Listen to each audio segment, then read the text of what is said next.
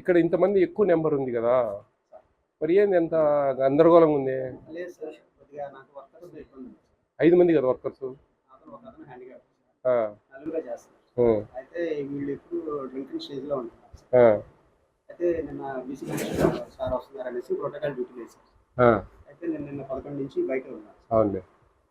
ఇప్పుడు కూడా కొంతమంది అంటే యాక్చువల్గా చిన్న సమాచారం అవుతుంది సార్, పిల్లల్ని ఎక్కువ మందిని అక్కడికి తీసుకురావాలి అంటే మొబిలైజేషన్.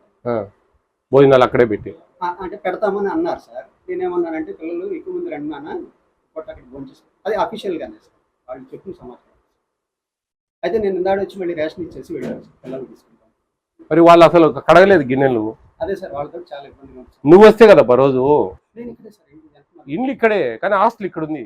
లేదు సార్. నువ్వు ఇంట్లో పండుకొని ఉంటే హాస్టల్ ఎవరు ఉండాలా? లేదు సార్. ఇప్పుడు మధ్యాహ్నం 3ంటికి అన్నాలు అయిపోయాయి, అప్పటి నుంచి ఇప్పటి వరకు అంట్లు కడగలేదు.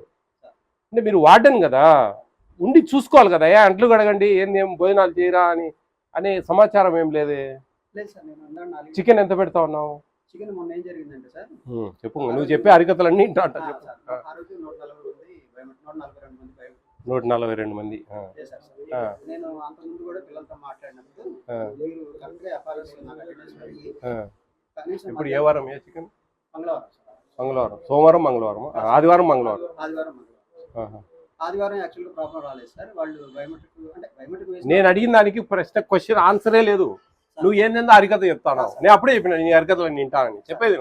నేను చెప్పింది నిన్న మంగళవారం ఎన్ని కిలోలు చికెన్ తెప్పించారు, చాలా స్పష్టమైన తెలుగు. 14 కేజీలు. 140 మంది కానీ భోజనం టైంకి 2000 పిల్లలందరూ. సరే అది ఓకేనమ్మా. 140 మంది బయోమెట్రిక్ ఎఫ్ఆర్సి.